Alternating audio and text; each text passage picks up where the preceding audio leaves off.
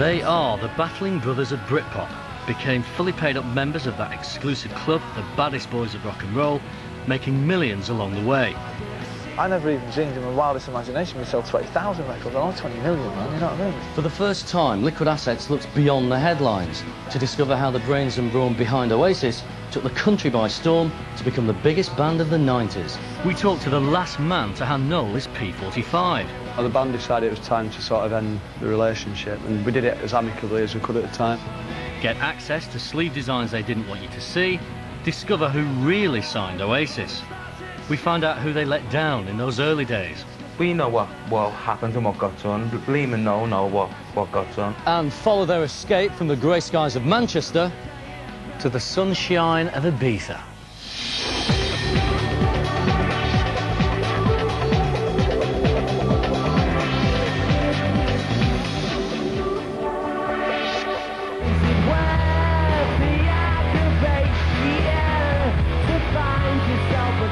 Noel and his younger brother William, as he was then known, were born to Peggy and Tommy Gallagher. They lived in Burnage, not one of Manchester's most celebrated suburbs. Liquid Assets went in search of where the brothers' glory story all began. When you brought up Irish then, and Catholic as well, and a working, very working class, first generation, if you like, immigrant Irish family, it was a very narrow world that you live in. When you're brought up with no money, you don't go on holidays, you don't really... It was a different kind of world then, I mean, it's different now. I think even sort of poor kids get to go to Spain and what have you. I mean, we used to think people who lived in semis were posh. You know what I mean? From a very young age, our Burnage boys would dream about a world of fame and fortune, but they thought that football would provide their only means of escape. But the early days of their journey from rags to riches was not a smooth one. In 1984, their mum and dad split up. So, this is the house baby Noel and Liam first lived in. But this is where the Gallagher brothers grew up with mum Peggy.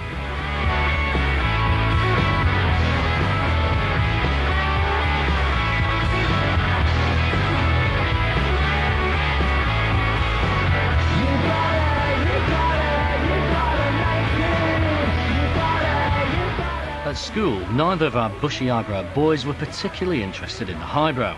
But whilst there, Liam experimented in other ideas for making his fortune. Believe it or not, he tried to be a concert violinist. But for Noel, the father's shadow was always hanging over him, and with no other work available, he ended up joining his dad's construction company. But despite the low wage he was given, £100 a week, he learned an invaluable lesson in business, one that he would carry over to the altogether more successful family firm that was to make him his fortune. By being the boss, you earn a lot more money. You gotta roll with it, you gotta take it, Sam. You gotta say what you say, don't let anybody get in your way. At the time, Liam was working for a fencing company earning 60 quid a week. Not bad money if you're still living with your mum. But when they asked him to clean the toilets, he left. Can't blame him, can you? But Noel was getting increasingly frustrated at having to work with his dad.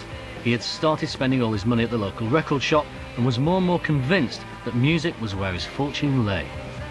It was the height of Manchester, and bands like the Stone Roses and Happy Mondays were showing the rest of the country how mad for it they were. Noel had heard another top band were looking for a new frontman, so in 1987 he auditioned for the Inspiral Carpets.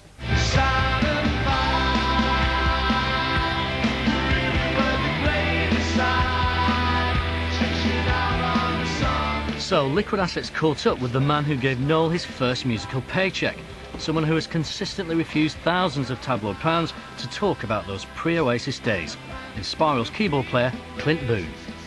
We all thought it was dead funny because we knew him as this scally who was following us around. So when we heard it was, that he wanted to audition, it was like we didn't really take it that seriously, but we thought, well, we like him, let's give him a shot, so. This exclusive behind-the-scenes footage confirms that Noel was never destined to become a frontman. He got offered the job as roadie. How much were you paying him in those days? 500-600 quid a week by the time when we were peaking, you know what I mean?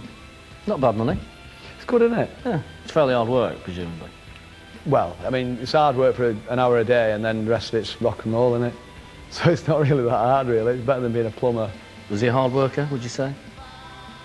He was loyal, but he never got a sweat on. One day in 1991, Liam told Noel he'd joined a band called Rain. They had a gig, and this is where Noel first saw that his kid brother had the potential to be a rock star.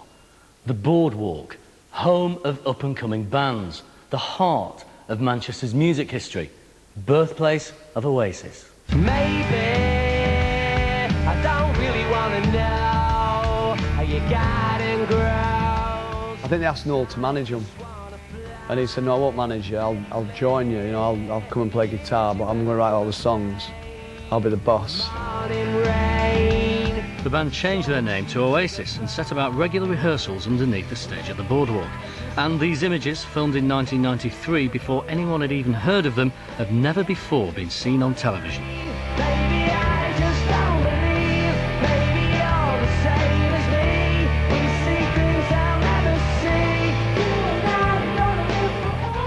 But the Boardwalk itself will not live forever and has recently been sold to property developers.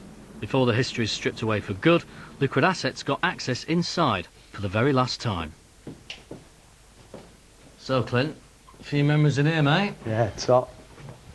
This is it, the heart of Manchester, this. That's where it all happened. That was Happy Monday's room. And Spiral's used that for a couple of projects, but that was the Monday's room, that. Studio One. You found the cue. Try and think how hard is anything else you can do.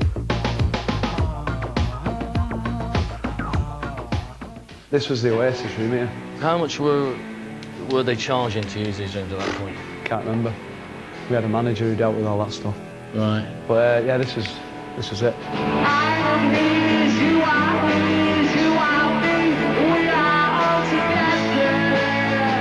They had like loads of posters on the wall.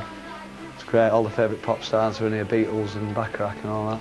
And the room on the other side of that wall was ours for quite a while. Yeah. That's quite a small room. I don't know why they had a bigger room than us, because they're going nowhere. This is where you fired Noel, isn't it? Or this is where you parted company? This very room, yeah. Yeah. Tell us about that. Well, we decided, the band decided it was time to sort of end the relationship, and we did it as amicably as we could at the time. I think we were quite generous in a lot of respects, And we were rehearsing at that point up on the top floor for some reason. And but we just came down one afternoon and sat with Noel and explained that, it was over. How did he take it? He had Oasis, you know what I mean? Yeah. We did a nice financial settlement for him, you know what I mean? What was that exactly? Yeah, there was a... Can you tell us what that was? I mean, I don't know what the contractual sort of side of things was, but right. we give him a couple of grand and a golden handshake. Sort of get him going. I don't know the tax fund knows about that, but you know what I mean? So, Noel's dream of making big bucks was starting to come true.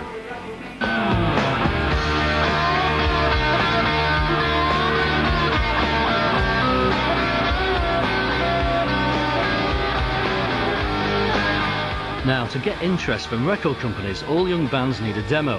And Liverpool group The Real People talked to me on camera for the very first time about just how much they helped Oasis in those early days. At the time, we were quite experienced because we'd been going for a few years and stuff, and we had a record deal.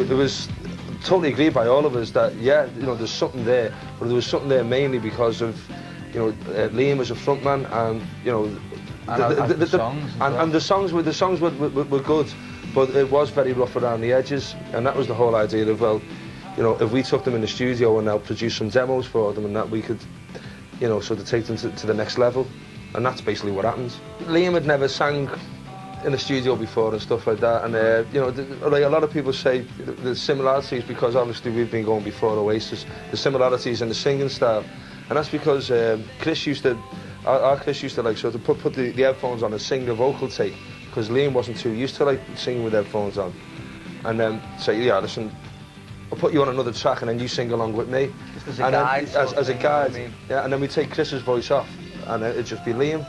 And in some ways, you get a lot of Chris's phrasing and stuff like that, you know what I mean?